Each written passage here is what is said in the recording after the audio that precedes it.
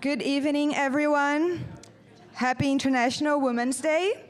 My name is Bruna. I'm the events coordinator at the International Confederation of Midwives, and I'm your MC for the evening. It's my honor to welcome you to the Push Campaign Kickoff. I invite you to take your seats as we get started, and on your chairs, you'll find a postcard with the Push Campaign pledge and a QR code to our new website. And also, you're gonna find stickers that you can push all around New York City. I've been doing that. You can see that on our social media. And our time together today will start with a brief presentation about the Push campaign, followed by an interactive panel discussion and a reception with drinks and snacks around this special photo exhibition. To get us started, I'd like to introduce Daniela Drandic, ICM's Head of Advocacy and Communications, to give our opening remarks. Thank you.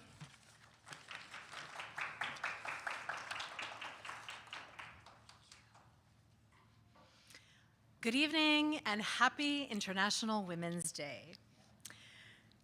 As Bruna said, my name is Daniela Drandic and I'm Head of Advocacy and Communications at the International Confederation of Midwives, and I'm so pleased to welcome you here this evening. Many languages, including my own, have a saying that goes along the lines of, "May you live in interesting times." We are blessed or cursed to be living in such interesting times.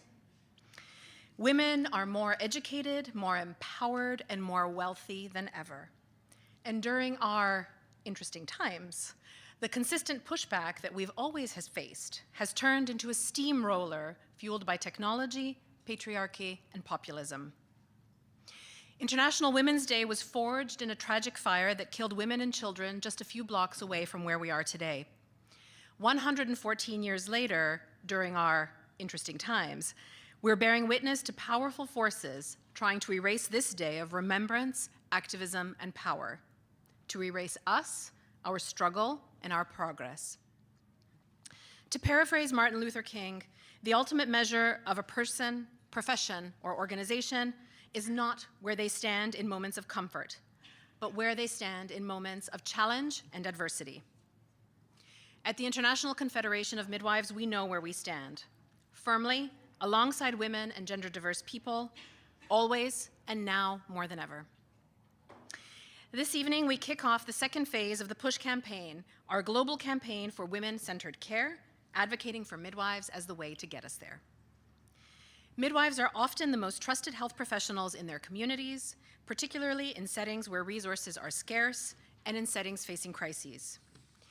Midwives are educated to ensure that the voices of women are heard and that their sexual and reproductive health needs are met.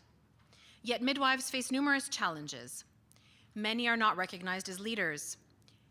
Some cannot practice independently, while others face barriers at work just because they're women, including harassment, discrimination, unequal pay, and limited leadership opportunities. This next chapter of the Push campaign is about partnership between midwives and women. I know, we know, and midwives know that our struggle is one and the same. Where you see women advocating for gender equality, better healthcare, a life free from harm and abuse, for financial independence, for a safer, cleaner planet, you will see midwives advocating too. We know that real change happens when we come together, when we hear and amplify the voices of communities, especially women and young people in all their diversity, who are at the heart of this work. We're looking to you, our partners in advocacy, our allies in the push for women's health and rights, to be our co-creators and collaborators. Tonight, we'll give you the opportunity to join our campaign and become Push champions. We're joined by a panel of strong women leaders and by an amazing audience here with us in New York City, but also online, advocating for women-centered care, even and especially during these interesting times that we're living in. It's time to come together, to discuss, to strategize, to organize, and to push for rights, for women, and for midwives. Let's get started. I'd like to welcome Merette Khalil, our Push campaign lead, to tell you more about the campaign and how you can get involved. Merette, the floor is yours.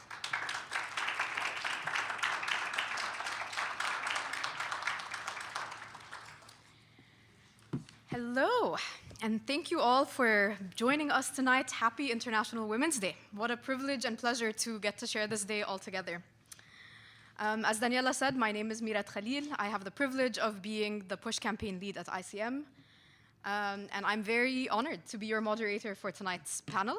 So as folks are coming in, for the people in person, feel free to come all the way to the front. This is a very fun group and a very interesting conversation ahead of us.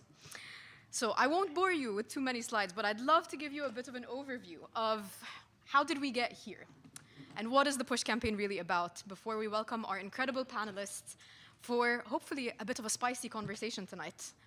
As we welcome and be in solidarity with one another on this International Women's Day. So before we begin, I would love to invite everyone to pull out your phone and scan this QR code. And you'll see, tonight is really quite an interactive evening. And so this will not be the only opportunity to hear from you.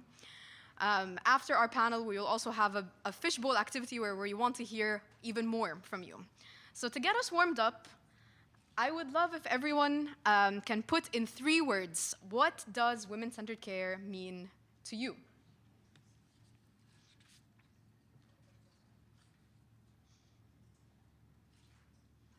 Essential, interdisciplinary.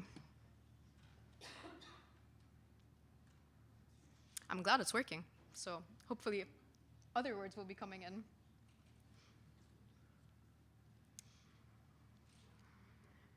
And I think I might call a friend, since I definitely forgot my eyeglasses, and so we will ask our front row people to feel free to help me out and read some of these other smaller words that are not yet in. I can see compassionate, respectful, consent, dignity, autonomy, choice, listening. I think I see a heart, freedom. Yell it out. Choice, partnership, honorable, dignity, compassionate. Wow, keep them coming. We love to see it. Maybe we'll give it 15 more seconds for any fun ideas remaining.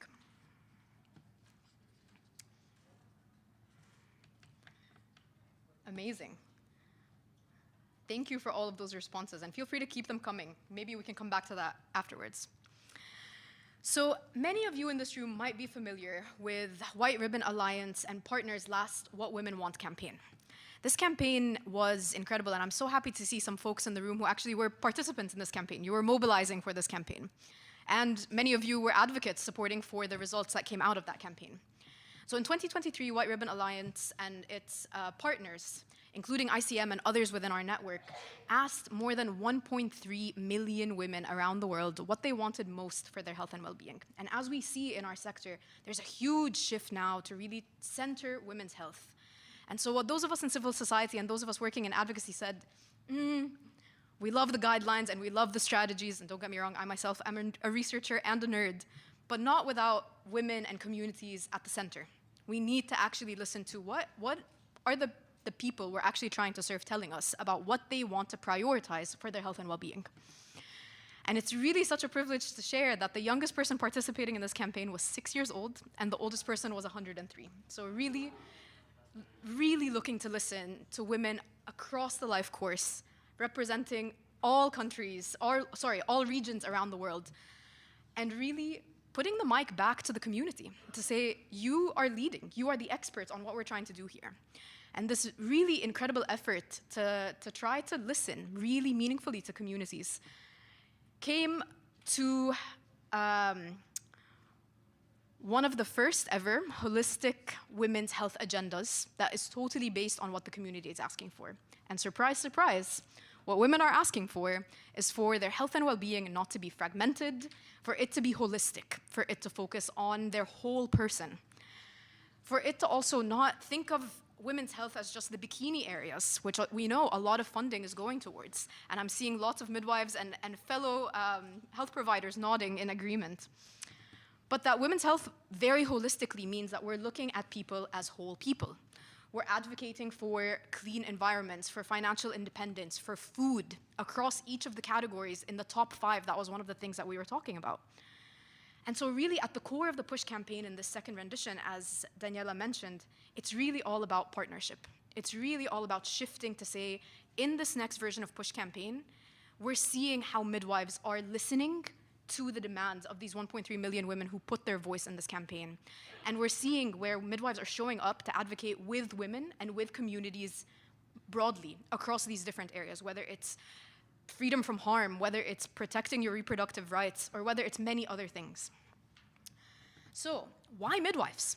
We know that the evidence for midwives has been there all along. We also know there's tons of evidence that has been coming out, I mean, honestly, since I remember being a student in even middle school and knowing about the evidence for midwives. That's a long time ago, guys, just saying. And we know that midwives provide services beyond just birth. We know that the typical image that many people have of midwives, if they even have an image of midwives or an awareness of midwives, is usually the person who's catching the baby, right? But we know that midwives actually provide services so much more beyond that, whether it's nutrition or immunization or the broad spectrum of integrated SRHR services. And so really what we're trying to do with this push campaign now is shift the narrative and shift the perceptions around midwives.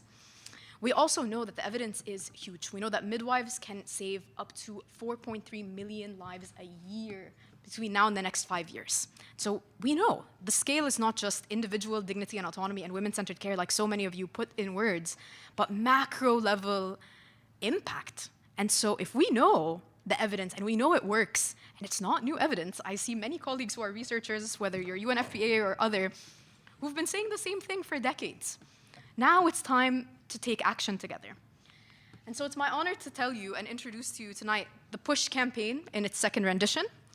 The PUSH campaign is a global campaign for women-centered care, advocating for midwives as the way to get us there. And trust me, I had to argue with our comms team to get that cleared as our slogan, but I think it rhymes, so. As many of you know, or I guess maybe not, my home country is Egypt. And so, of course, when Daniela asked me to vision the strategy for the new PUSH campaign, of course, the strategy has to have a pyramid. I have to honor my ancestors and that lens and how we put the next strategy forward. And so, as many of you know, the base of the pyramid is really the most important part. And so really, the PUSH campaign is going to work on 3 major pillars. And as Bruna mentioned in the welcome, all of you should have small postcards on your seats, and that give you a QR code to our new website, which we're launching tonight. You can have full access to our new strategy if you're interested to read all of the details. And it also will share ways to engage, which we'll cover a little bit more. So of course, the base of the pyramid is all about building strategic partnerships. We cannot be the only ones talking about midwives. We cannot be the only ones talking about women-centered care. It cannot be those of us who are doulas or midwives or other SRHR advocates saying, okay, midwives are the solution. It needs to be all of us. It needs to be even those outside of the SRHR space, those out in the gender equality space, and even beyond. The 2 other pillars of the campaign, one is a public-facing pillar that's really looking to mainstream women-centered care so that everyone has this idea of you deserve the right to dignity and respect, something we've been saying forever. But still, so many people assume that their healthcare provider can just make the final decision for them without having a conversation around consent, around dignity, etc. And of course, the 3rd pillar of this strategy is all about policy. So in the next 2 years, we cannot, hopefully we can, but being realistic, we cannot convince policymakers to maybe put huge amounts of funding towards investing in midwives or hopefully in my country, even creating the cadre for midwives. But at the minimum, we can make sure that every policymaker is advocating for midwives with us and is aware that midwives are a policy solution beyond the health sector. We are here at CSW to talk about how midwives are powerful, powerful agents in our fight for gender equality and beyond, whether it's climate, whether it's labor, economics, or whether it's finance. Midwives have huge ripple effects beyond health. And so again, I'd love to welcome you to scan this QR code to have access to our new strategy. And feel free to read it, feel free to be a part of it. We would love to formally welcome you all to be part of the PUSH campaign. And we will do that first and foremost by inviting our esteemed panelists to talk a little bit more about what is women-centered care? Why is it important for us to be talking about midwives? And what is all of our roles in that? And so without further ado, I will have you maybe put your phones down so you can prepare to applaud for our panelists as we welcome them to the front. And so let me start with Dr. T. We would like to come forward to the stage. Dr. T, you are the UN Special Rapporteur on the Right to Health. It's an honor to have you here.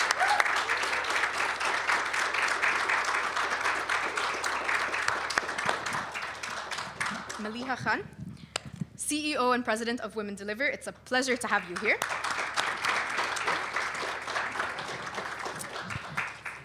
Meggy. Katigbak, is that correct? Katigbak, perfect. WOSSO Fellow, we are honored to have you with us. And last but not least, Helena Grant, President of New York Midwives. Welcome to the panel.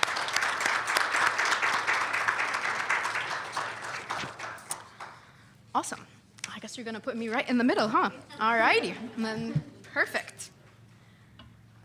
So, as we are getting started, I would love to ask all of you to reflect a little bit more about that question that we had the Slido on. And maybe while you get ready, I might just ask our colleagues if you can also pull up the 2 chairs that we will eventually invite the audience after we hear from our esteemed panelists. So, first question to everyone. Why does women-centered care matter to you? So, who would like to start for this one? Perfect. So good evening, everyone. I think women-centered care is important because it is part of the social fabric. There's a way in which women in service of other women draw from each other's strength, but also from traditional and indigenous knowledge that's often not seen as sophisticated enough for the Western facilities. And I say this as a Western-trained medical doctor. So for me, women-centered care is about going back to more holistic service that takes into account, the body, the mind, and the soul, and doesn't fragment or disconnect us from ourselves, but also from our own context and our own history. And there are reasons why people get pregnant and how they get pregnant. And often those stories are important, and they inform often the decisions that are being made through that journey. And so for me, it's about restoring dignity of people by validating those experiences and those lived experiences, but also valuing what other women do in service of others by using knowledge in a very powerful way, but also knowledge that's political because of how it is seen. So for me, it is very political, the reasons of this gathering, right? And midwifery just as a profession and how it has evolved. And women are always at the center and will always be at the center, yeah. Beautiful, thank you. I can go next and provide a very non-technical, because I'm not a medical doctor. My doctorate is in anthropology, which is utterly useless in these contexts, but it's important, knowing people. So. But to me, women-centered care is about time and its reparations, because for too long, health systems and the medical profession has been about, the technical knowledge, about the men at the top who are driving that technical knowledge, and about the nation states' sort of interests in the healthcare system. So rather than it being about individuals and people, and 51% of populations across the world are women or identify as women or are gender diverse or sexually diverse individuals, they're not seen as a legitimate stakeholder in the system. They're not seen as someone who can make decisions, someone who should have a say in things, or someone who should really be at the center of everything we are thinking about. So to me, perhaps not technically, but women-centered care is about time. and it's about the, righting the wrongs and the reparations of what has been going on for the last 100 years, and how can we fix that? Incredible. Just in case you didn't think this was about to be a political conversation, this half of the panel are very political and very, of course, the personal is political and the political is personal. Of course, that is true and very valid. So thank you for those powerful reflections. So, well, for me as a midwife, woman-centered care is really looking at reversing generational trauma. It's really about looking at how patriarchy, and I'm gonna bring the word racism, I'm gonna bring the word capitalism into this conversation, have deconstructed, not really over time, but en masse, societal value systems in which women and matriarchal culture and the foundationalization of what women do for women, by women, and with women was constructed.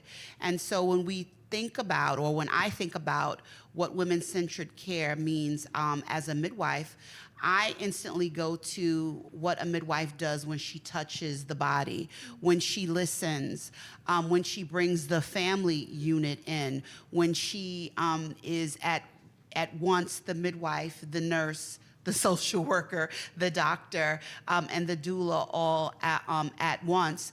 And I look to the importance of the midwife also as the community mainstay and the wise woman. And so it's a return to templating those things that were not lost, but that were taken, and that need to be retemplated in people's minds, hearts, souls, and spirits, because we wouldn't have the maternal mortality death rate across the world that we do if we were paying attention to what people were saying, what they were feeling, how they were living, how their family unit was constructed, and what they needed, and we need to be returning to those things. Okay, I'll keep it short and sweet, but for me, I think the sheer act of inclusivity employed by women-centered care saves lives way more than the profit-centered health industry can ever do. So that's why it is very important for me. I love that. I think that's so binding, even just across full circle through here. Meggy, I think I agree with your words as well. So I guess in addition to being the push lead, and it's such an honor to do that, I'm also a birth doula. And so I think for me, I hear that. The reason I'm called into this work, and I believe very much in this, is because you're putting the power back to the person, right?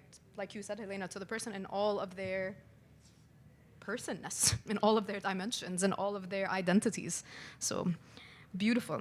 I love that we can get to come together tonight to kick off the movement for women-centered care, to bring as many diverse and different allies in the same room or virtually, to really advocate for women-centered care and midwives as part of the solution. And it's especially an honor for me to, I think, all of our speakers tonight, I think, represent literally all of the regions of the world, which is very exciting and really hopefully symbolic of the movement that we're trying to build, that really puts as many different and diverse voices around the premise of every woman and every person does deserve dignity.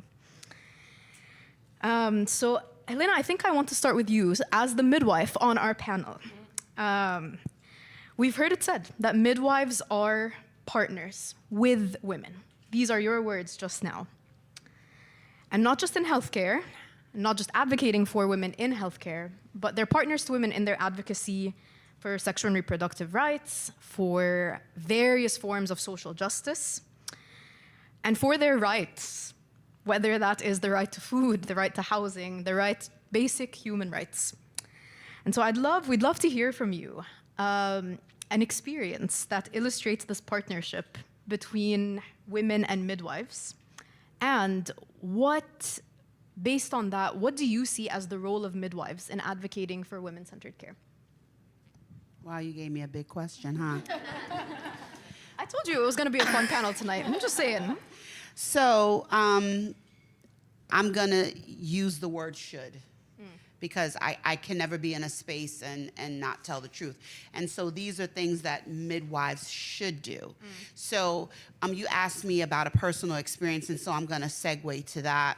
One of the things that was very important to me when I was in clinical practice, and I'm just leaving clinical practice about the last 18 years after being in clinical practice about 30 years, was to ensure that women, you use the word non-fragmented here, we use something called continuity of care. Continuity of care is deeply, deeply important in midwifery care and in care in general. I cannot fathom how this system, well, it's a patriarchal system, so we know the why, is built on this belief that someone would enjoy telling a different person their life story every time, getting undressed in front of a different person every time, having a different person explain their blood results a different time, coming in with some issues, some feelings, and seeing a stranger. And so it was very important to me all the years of my practice, as much as possible with the colleagues that I worked with, to create a systemic way, as much as possible, for our clients to be able to see the same midwife all the time, because we understood that that's what we expect. It's very interesting how we set these systems up, and I say we just because we're part of it as humans. We set these systems up for other people that we would not want for ourselves. And so, you know, it takes work. It was a very intense algorithm that was created, but my colleagues and I, we did it because we wanted to put the needs of the women we were serving first. And we didn't want the care to be fragmented, and we wanted the touch as much to be the same. In any other worldly way, different people touching you would not be allowed. But when you are pregnant and labor and birthing, for some reason, and during the most sacred time of your life, that's supposed to all of a sudden be okay. And so, you know, that was us really coming to terms with our need to unpack the medical apartheid that is ingrained in the system in which we work, live, breathe, and live. And so, you know, that was one of the ways we did this, that because we understood that, you know, continuity of care was really mandatory for how we wanted to stand up as a midwifery practice. Powerful, powerful words. I think the word I'm hearing most clearly from what you're saying is that really at the core of that partnership is consistency. Consistency in showing up, consistency in treating people with respect and honoring their dignity, and in building a system, whether that is at the individual level or a clinic level or a global level, a system that is dignifying and that really is disruptive to the other things that take away or that strip that dignity away. And that demonstrates to the women that they matter. Yeah. And again, I'm going to say again, that you are treating people the way you would want to be treated. Yeah. Because a lot of clinicians of all types, you know, they do things to other people that they would not want to do it done to themselves, and that's just the fact. It's a disturbing, non-talked about fact. But just saying, you know, this is what we would want, this is what we would expect, this is what we would like, this is what would bring us joy, is what would make us feel safe. And so we want to create this structure, and we want to give this to the people who are trusting us to care for them. And I don't remember the other part of your question.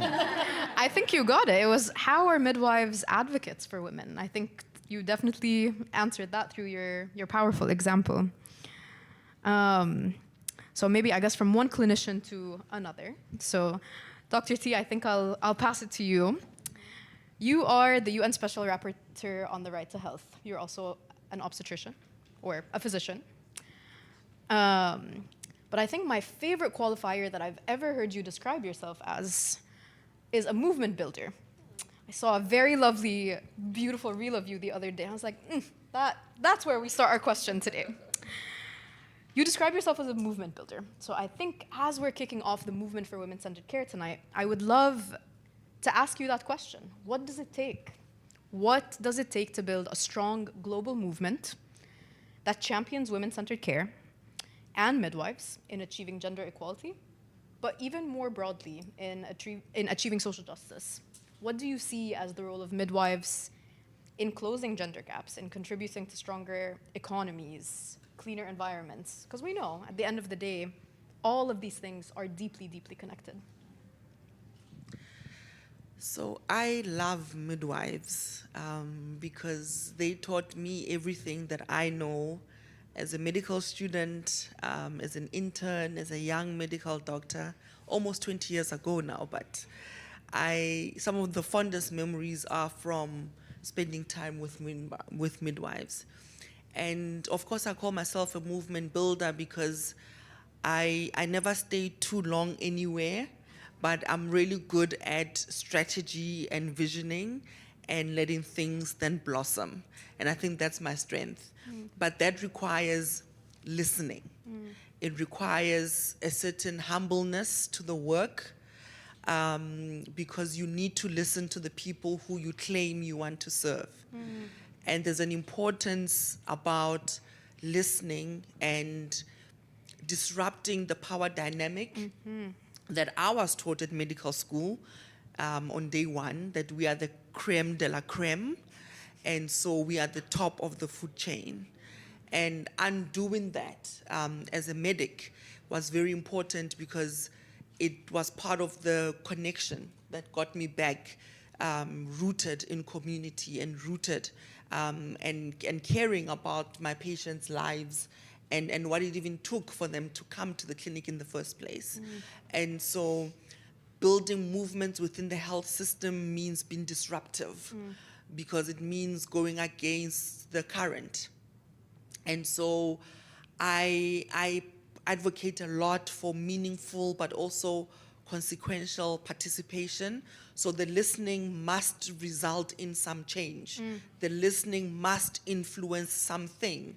And so I find the biggest joy in advocacy in practice, that's what I call, and to sit down with people to analyze what is the problem, how do we map power and who is important in that situation, and therefore how do we strategically move to preserve our energy, firstly, because when you go against systems of oppression, when you go against misogyny, when you go against capitalism, when you go against private insurance, all of those systems embedded in the health sector that we've become, we've just accepted as part of the system, means you must be disruptive by nature.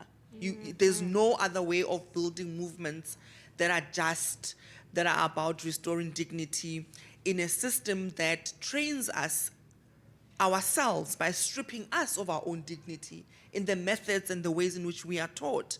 And so we come out as clinicians and we are expected to miraculously now be empathetic and all of the, when we ourselves during the training, that was stripped away from us. So part of movement building is making sure that other people know that they are not alone. It's making sure that people know that there are other ways of practicing medicine that are not the ways that we were taught. And in my UN reports, I always reference the fact that the practice of medicine in itself, and so by extension midwifery, is a powerful tool in the protection of human rights. Because the decisions that we make, the timing of the decisions that we make, how we allocate resources or not allocate resources to particular patients or programs has consequences on people's human rights.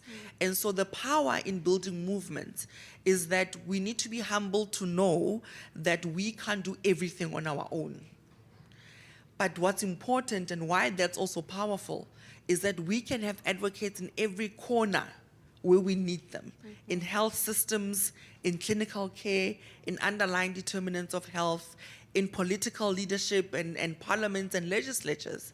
If we have people who are activists and advocates and champions in all of those levels, I don't then have to be completely burnt out and exhausted trying to be a savior, right? So first and foremost, we need to let go of that saving people. There's a humbleness we need to approach, and also be human yourself, humanize yourself, and know that, and I remind myself this, that I didn't create these systems. I'm merely a person trying my best to change things.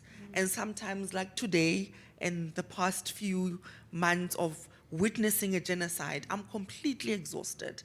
I'm completely depleted.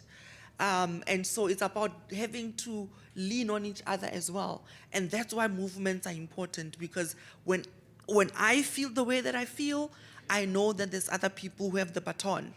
And so the guilt can be less. It's there because, you know, we still have to unlearn a lot ourselves, even as we do the work, so you feel guilty. So for me, it's about being there for each other in really substantive ways, and letting go of the guilt. And I think for me that would be successful movements, and they can be as local or as global as they need to be, but the values and the principles are really the same.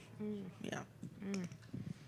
Wow, so many incredible threads to pull on that. And I think if I can try to maybe capture some of that, so really movement building, if I can, I think today the few words, like we did with the Slido, I will try, because that was incredible as always, Dr. T. Movement building ingredients, let's say, is really all about community. It's all about power shifting and being humble. It's also about listening at the very, very core. And it's about trust, I guess, in this community and in being in solidarity. I guess I'll limit myself to 3 words, since I asked everybody else to limit themselves to 3 words earlier. But one thread I'm very keen to pull on maybe a little bit is this idea of burnout, because I think most of us, many of us in this room, feel that across all of the different types of advocacy that we're advocating for. And of course, all of these things are connected.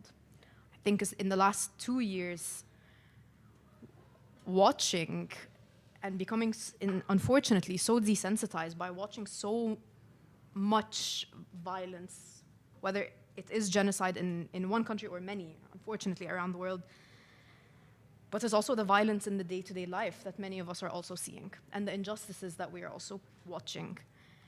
How to stay human, how to stay, to practice rest, to practice trust in community, and to listen, whether that's to ourselves and to our bodies, to those who are most affected by those injustices, and to others in our community that we can trust them to take the baton, even for this next cycle. So one of the things I'm really reflecting on is this practice of rest and this practice of creativity in the face of burnout. And so I'd love to turn to you, Meggy, next. When we first spoke, you introduced yourself as an artist, an artivist, for lack of a better way to put it, an activist and an artist. And having been in that position myself, I hate when people say, as the young person on the panel. I'm not that much older than you, Meggy. I think we're probably around the same age, but it's really an honor to get to have a very powerful youth advocate and artist on our panel. And so most of us in this room know that young people are usually the key drivers to building fiery movements. Having grown up in the era of the Arab Spring, I know that. I watched that firsthand.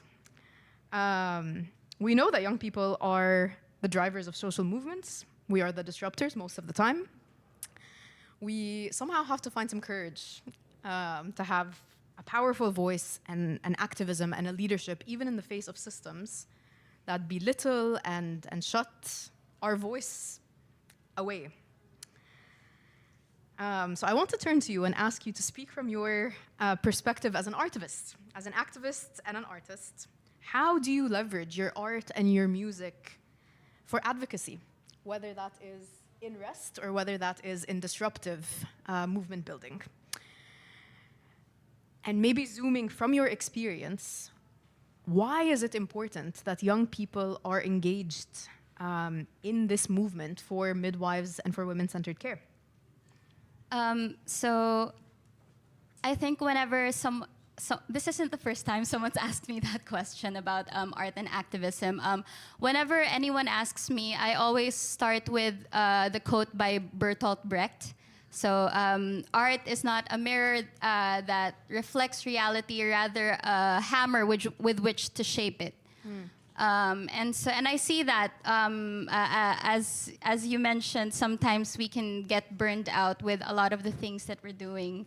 And I work with communities very often, and so whenever we have meetings together, and of course, actually not just communities, actually even within this circle, whenever we have meetings, whether I'm sitting here presenting, whether I'm out there I'm in the margins documenting, I always see everyone's. If I were to paint a picture of everyone's minds, I always see it. Sort of trapezing around the room, leaving the room, sort of going all over the world, you know. But the moment we play a campaign song that they are familiar with, that they worked with on us, usually when we make campaign songs, it's something that we work with on them. Suddenly, all of these minds come back into the room, and there's this sense of oneness. And if we take that sense of oneness from that room and take it to the streets, and take it to the rooms where where there are decision makers. I think that's how powerful art is, and that's how we use it to shape reality. And so I guess, of course, there's if I'm going to expound on that, there'll be a lot of philosophical discussions about positivism, rationality, modern science, colonialism, and all of those things. But I guess I'll move on to your next question, which is how important is it to engage the youth? I want to emphasize three very important things. I guess the first is I'm trying to figure out when the shift, because I remember when I was in grade school, not too long ago. I think the definition of youth was someone between 13 to 21. I'm not sure, and then there became a shift. And now I'm not within that age range anymore, but I'm still a youth. And so that's the first thing I wanted to emphasize. It's very important to remember that, as someone who is past 3 decades of her life already, I'm very grateful to be in this space. And it's saying a lot that there aren't very many of us here, or me here, but also that there are so many more youths in schools who are gaining so much knowledge right now because of technology, and they sometimes I feel like they know more than me, and they're more mature than I am sometimes, no? And I guess that's the first thing I want to emphasize. Second thing is to engage us means to really, I think millennials and Gen Zers are the main generations that really care about care, because I remember a lot of my colleagues, and even like I know all of the millennials and Gen Zers that though if you don't take care of us, you can't have us. For example, at work, even if we're working with NGOs, even if we're working in the movement, if it's not a care-centered environment anymore, a lot of us will clock out. And a lot of us will quiet quit. And so we, more than most generations, know how important care is at the center of everyone's work. And I remember we had this meeting with a very old movement organization, and one of our colleagues who's the same age as me, we were talking about our organizational policies. And someone said, the elephant in the room, someone who's the same age as me said, I think we should focus on care-centered initiatives in our work. And then all of the other youths were like, oh no, he finally said it, he finally said it. And then our leader goes and says, of course, we understand the importance of care-centered work, but you have to realize the importance also of the work that we're doing. How difficult it is, for example, if a huge catastrophe were to happen now, we have to have a statement out within that same hour that it happened. And so how can we advocate for those care-centered spaces? And so there's sort of a big clash between those two. I'm not going to say what her generation is, but you can imagine she's not a millennial. But I guess that's the best way to engage us, to see how important it is. Care-centered in our work. Not to listen to us, but sort of to work with us, to show us where you're coming from, and we will show you where we are coming from as well. And yeah, so those are the things that I wanted to emphasize. Thank you. Thank you, Meggy. Wow. Very humbling to be on this panel with some powerful, powerful people. I really love this maybe paradigm that we have to really factor in advocacy, right? This sense of urgency that we're feeling, contrasted with this urgency to also rest and this urgency to also care for all of our different needs and the needs of our community. So Maliha, I want to turn to you next. As the president and CEO of Women Deliver, your organization works to equip young advocates and surround them with a powerful global community of maybe more seasoned advocates and allies for all of us to deliver social change together. And of course, we need this intergenerational and international solidarity and courage, especially now, more than ever, especially with the anti-rights movement sort of confronting all of us very, very much in a very aggressive way, in a way that we can't ignore anymore. And so we'd love to hear from your perspective, what are the key barriers and opportunities for collective action to counter the anti-rights movement, especially now as we're taking this moment to launch this movement, centering women and midwives as part of the solution? Yeah, thank you for that. So many thoughts in my head right now, and so much of what I thought I was going to say, is being influenced by everything I'm hearing. A couple of thoughts I just wanted to throw out, and then I'll, sort of try to make sense of it all. In reaction to, some of what we've been talking about. One, I don't think we should engage youth. I think we need to respect them as their own constituency and give them the same rights as everybody else has. Mm-hmm. Engaging youth means we're bestowing something on them, and that's wrong. I mean, if we go back to the basic, moments like the Human Rights Charter, which is the basis of everything that we do, says every individual has the right to make their own decisions and have a voice in the decisions that matter to them. Mm-hmm. So why would we discriminate against someone because of their age, right? That is like the first thing to me. So which is why I've always had this visceral reaction to meaningful youth engagement and all of those things. Like, who am I to meaningfully engage youth? I mean, I should be glad that they're even talking to me, right? And so that's like a first reaction. The second is around, anti-rights movement. I think we've got to stop saying that. Let's call them for what they are. They're fascists who see the world in a specific way and who are acting to make sure that the world reflects the reality they want to see. And that reality does not include the rights and the dignity of so many other people, right? So it's not anti-rights as if, they're more benign than they actually are. And while these last 2 years or let's go back to whatever, have been incredibly emotionally draining. See? Perfect timing. Either vehemently agreeing with me or disagreeing with me, I'm not sure which one. But yeah, so they've been very, very draining, but in some ways they've also been really, really liberating. Right? The pretense is now over. The pretense of the rights-based global order, we're done with that now, right? What you've got up there, Palestine. I mean, after that, what are we, the people who are supposed to stand for rights, right? The governments that were, you know, bringing up individual rights and human rights and doing this, that, and the other, they just gave it all up, right?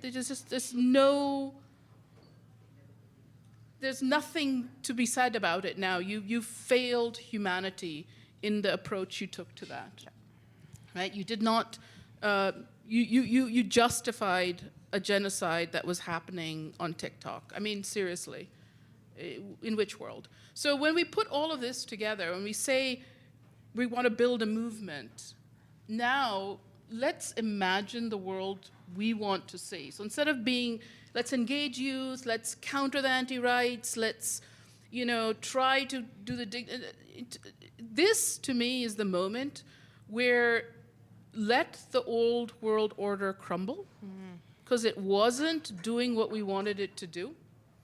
It was not upholding the dignity of all human beings. And let's now use this moment. I mean, we can be downbeaten, and I know you still got energy. I know you've got it. I know you can do it. And just be like, okay, well, let's all stand up and say, what is the world we want to see? And the world we want to see should recognize intergenerational trauma, should recognize the rights of each individual, no matter what their identity, should center their care and their rights and their services, right? And should be done without the pretense of overseas development aid, of the US government bestowing the benevolence on the world. I mean, the fact that they're saying this is the US soft power and we're losing it should now just rip that mask off, right? You can insert soft in the middle of it, but it's US power. It's US power. And why are we being the foot soldiers of US power? I mean, I don't want to be around the world. So when we think about it, now coming to your question. Sorry. Love it. I think there's a few things we have to do. We have to desegment, and you spoke about that, right? Like desegment it. Midwives are a part of a movement. They're about the dignity of women and girls and gender diverse people. They're often in the front lines. They're often one of the few medical professionals that people have access to and see. And they're often treated badly within the medical system and the healthcare system, as you spoke about.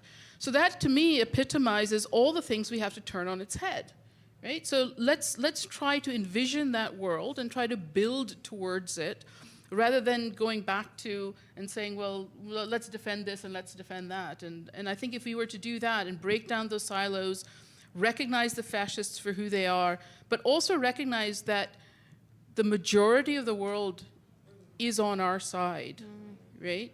So then where do we go from here? I think that's the question we need to ask ourselves. Yeah.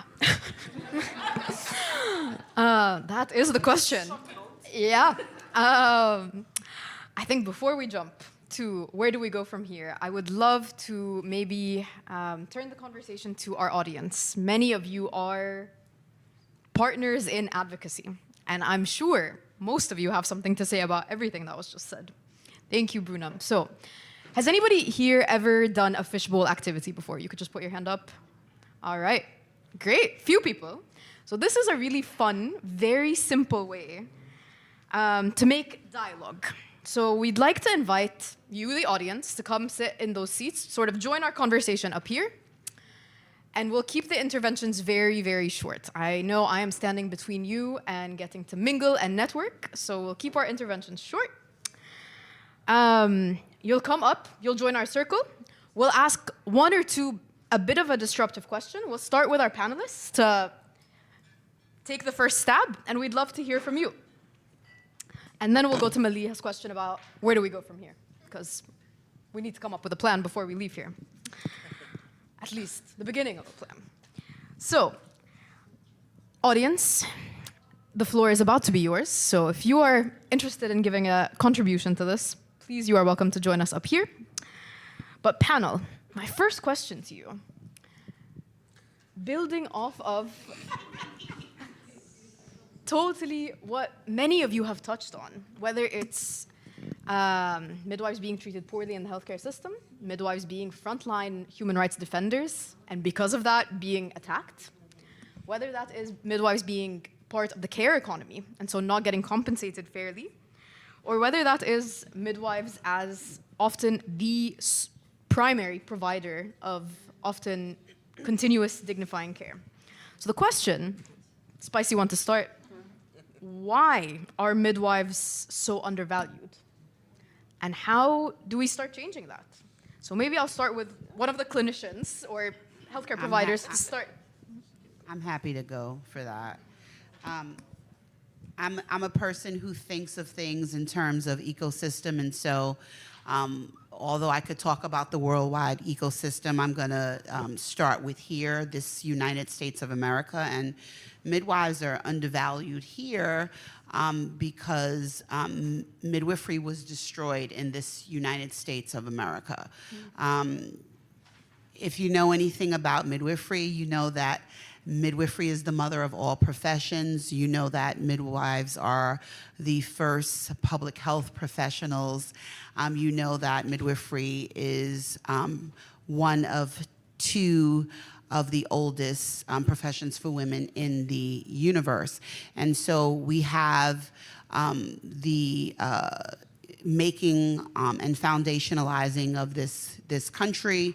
And in the world, there is no place where there wasn't a wise woman in every community called a midwife, and she that is called by many names: midwife, mother, mama, witch, wise woman.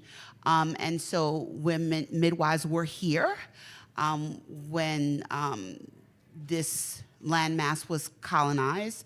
Midwives were brought here as enslaved Africans, and people who were coming from Europe brought their midwives with them.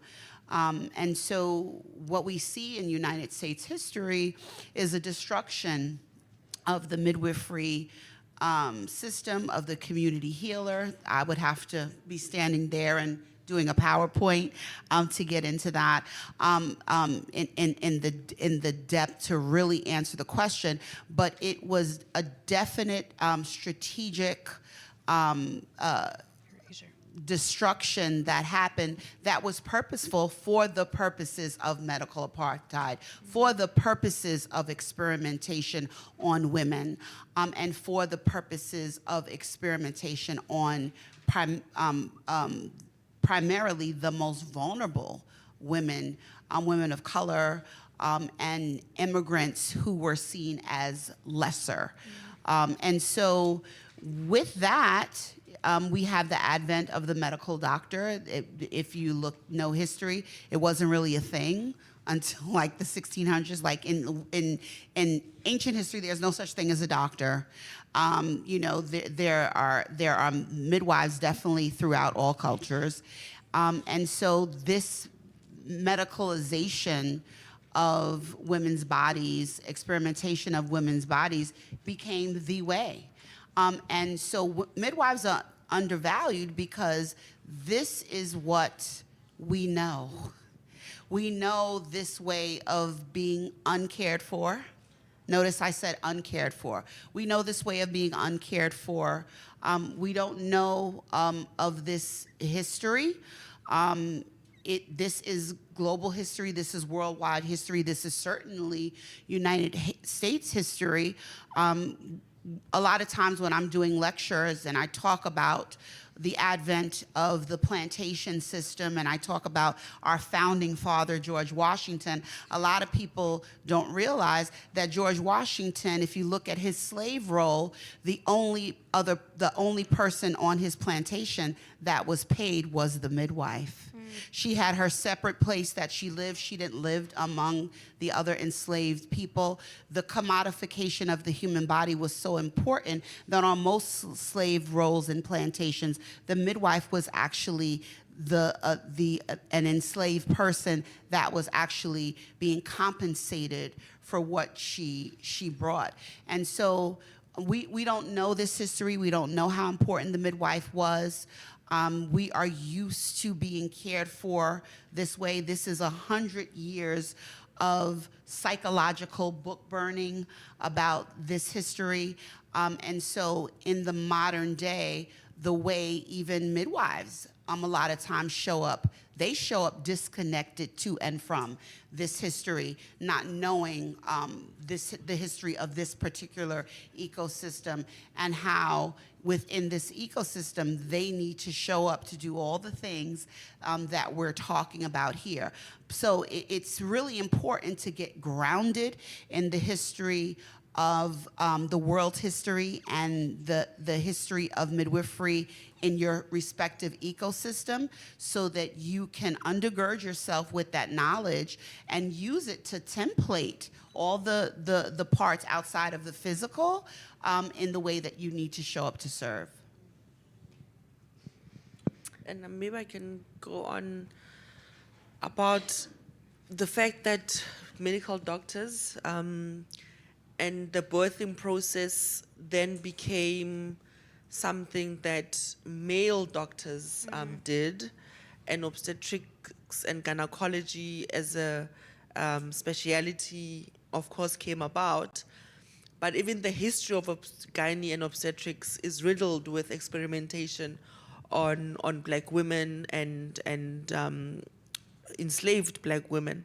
And so there is something also about how the practice, or at least the medical, the clinical care of birthing shifted from having midwives lead, literally, but also with knowledge, and also with fair labor practice and compensation for the work, where you only had men enter medical schools at some point, and so it became then a very male-dominated field, and midwives, and so effectively women, were pushed out to the margins of the practice. And so part of the advocacy, part of the movement should involve taking back of power, even in clinical spaces, even in the ward rounds, even in how we think and structure clinical care. And so even, for example, where people say, well, we value midwives and we value doulas. If you look at decision making, you are still not in the room. They still keep, when it's time to do the consent follow, you are still not actually valued and substantially involved in the process. So there is a power shift that needs to happen, and it needs to happen historically, and that's why anthropologists are important. One of my favorite professors is a medical historian, and so she tells that story of how midwifery and birthing and caregiving, even in the postpartum period. I mean, can we start a campaign to have the 4th trimester? I mean, come on. I can't end my mandate at the UN and we haven't achieved that. We have 15 months, so let's get to it. Countdown. Exactly. But part of why people think you can get back to work, or you can, after 6 weeks, you are now fit and life can continue. No one who's given birth knows that after 6 weeks, but that's the thing. The capitalism says you are also only valuable if you are back in the grind. Yeah. And then we leave children to be cared for by other women who are also not supported and also not remunerated properly. So there is a way in which the practice and the ecosystem of birthing, the person birthing, imagine about the transmasculine person who's given birth, like who's taking care of that person, And so there's a paradigm, there's a complete shift that needs to happen currently that seeks to make this an informal discussion, right? An informal discussion that happens in the margins. But this is a really important substantive discussion. And so advocacy for me has to happen also in clinical care, in the health facilities themselves. And I've done country visits where I've seen intercultural practices, for example, in Chile.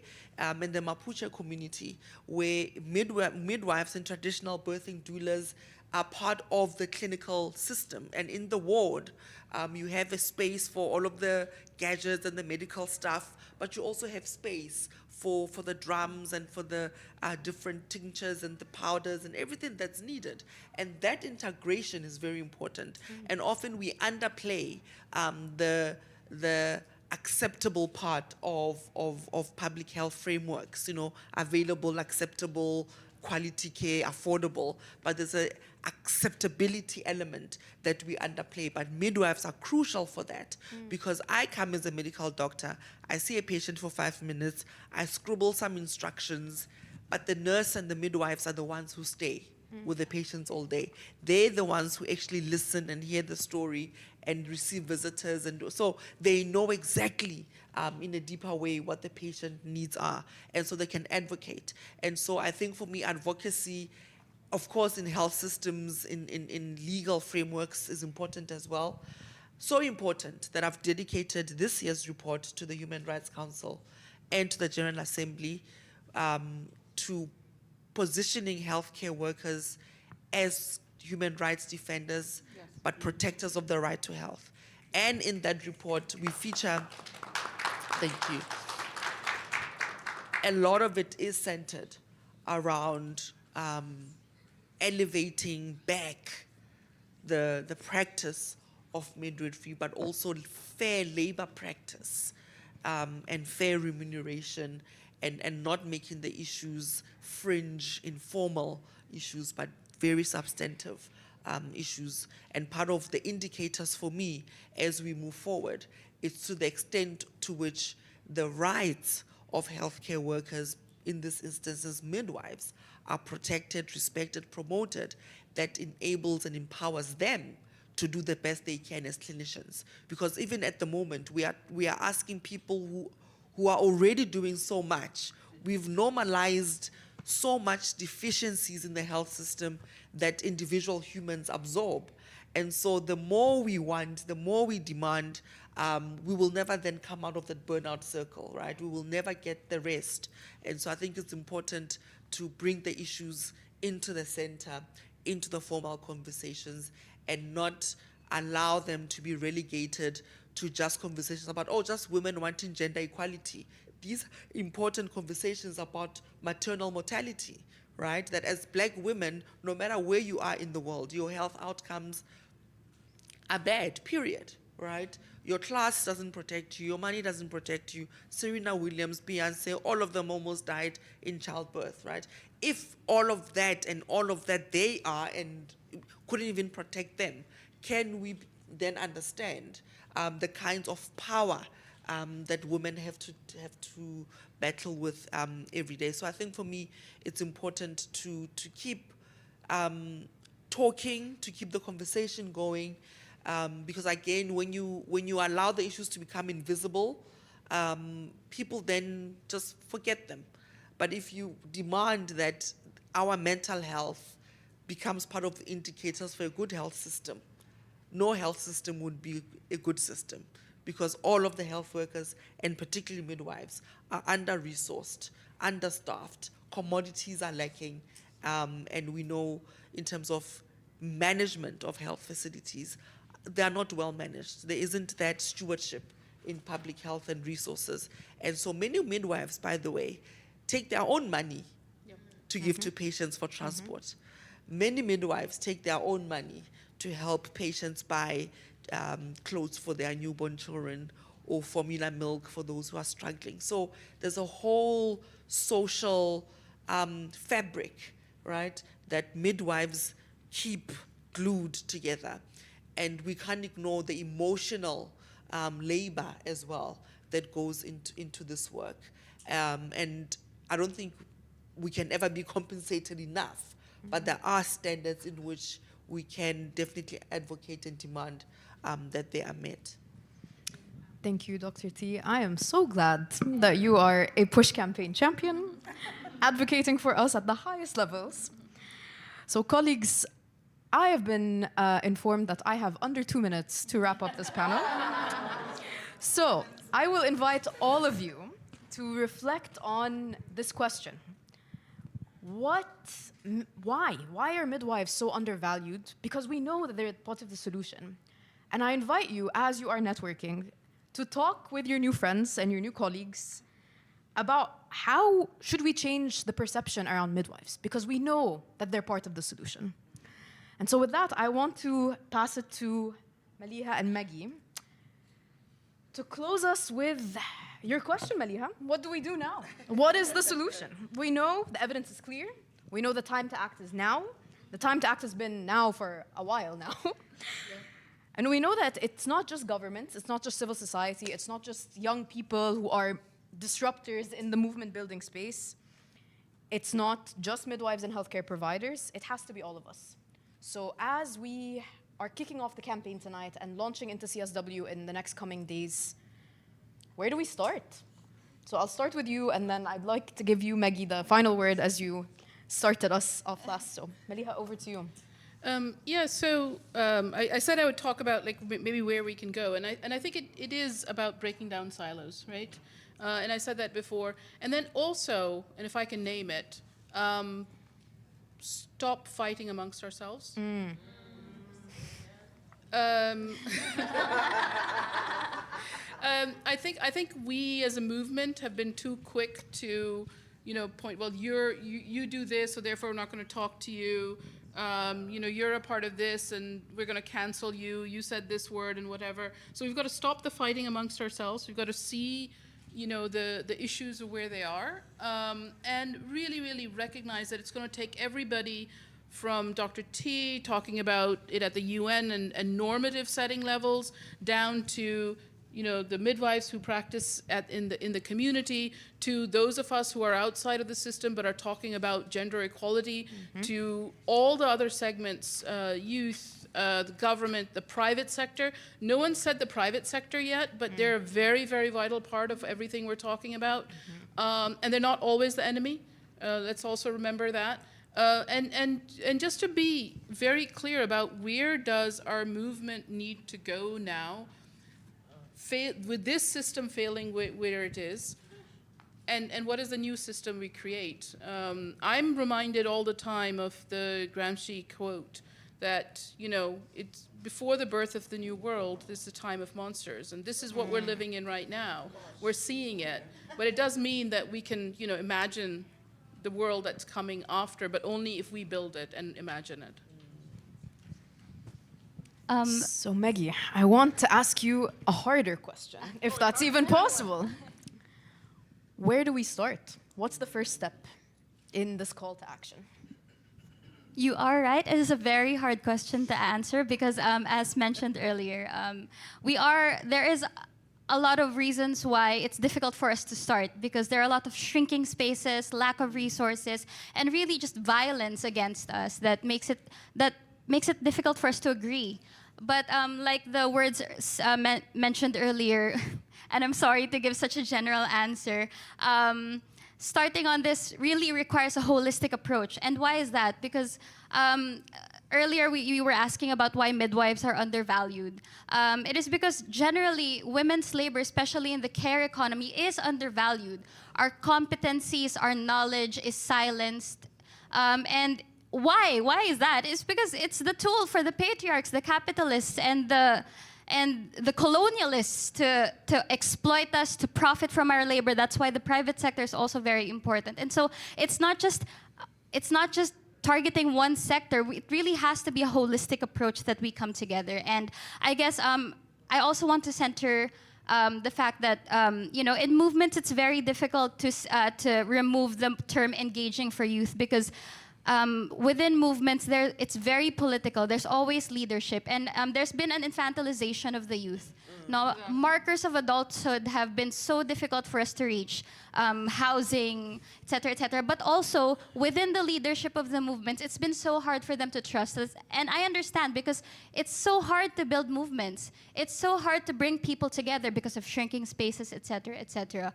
But I guess my last call is, for you to, or rather for the leadership of movements, to put some trust in us, not to engage with us, but to work with us. because we have been watching from the margins, we have been working for the movements, and we have a lot to say, but not enough space to share it. So there you go. Thank you.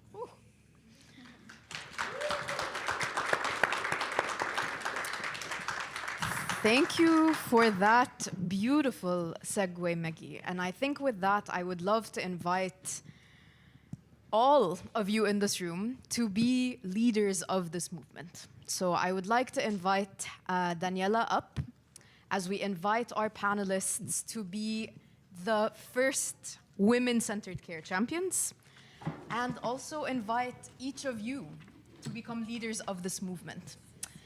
And so, Daniela, if you can kindly just advance the next slide from where you are at. I forgot that clicker. An easy way to engage for all of you. As we are just launching the push campaign, some very actionable things. There are 4 ways to become a woman-centered care champion. The uniting thing for all of us is to sign the push pledge, which pretty much just says that you agree that women-centered care and midwives are critical. This is the first step in joining the movement, finding the unity ground. Yes. So I invite all of you to also scan your QR code. Daniela, can we get the next slide, please? To agree to the push pledge, which means you agree to the push principles, which are found on that little postcard on all of your seats. You commit to talking to people about your life, about their right to respectful and empowering woman-centered care, person-centered care, and committing to acting locally and globally to promote midwives and women-centered care to be a part of this movement. And so I would love to start with, which side would you like to start? Let's start on this side. We'll have less walking for you, Daniela. So we'd like to present you a pin as a women-centered care champion. And all of you this evening who commit to the push pledge, we're happy to give you as well a pin as a women-centered care champion. And for those of you who are watching online, we don't have pins for you online, I'm sorry. But we do have some other digital things that we will share with you. So please do scan the QR code if you're online, but also visit pushcampaign.org to get more information on how you can engage in the campaign. can we have a quick round of applause for our incredible panel and our first push campaign women-centered care champions? Welcome to the movement. And welcome to all of you to the movement as leaders in this space. So Daniela, over to you. Thank you. Thank you, Merette, and thank you again to all of our panelists. We're really honored that you were with us tonight and that you shared such amazing insights on where we need to go from here. A lot of us are feeling disempowered and a little bit lost and overwhelmed with all the information that we're getting on a daily basis. It's almost as if we wake up in the morning and there's always something new, and what do we do now? But really the answer is what you were saying: solidarity, community, coming together, finding ways to collaborate across silos, across industries, across sectors, and working together to make the world that we want to see. I'd like to thank, in addition to our panelists, our amazing support staff this evening, Bruna, our colleague, our events coordinator, and Anna, Inma, and Jeff, our comms team, who are probably watching. It's quite late in Europe right now, however. Scandinavia House has been an excellent host. I'd like to really thank them, and the catering team, Miriam, our photographer, Max and Kyle, our tech support in the back.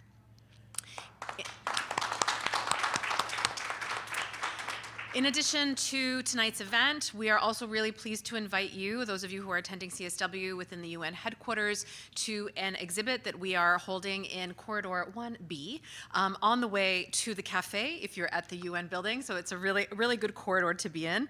It is an amazing photo exhibit featuring some of the photos that you can see here this evening, but also others.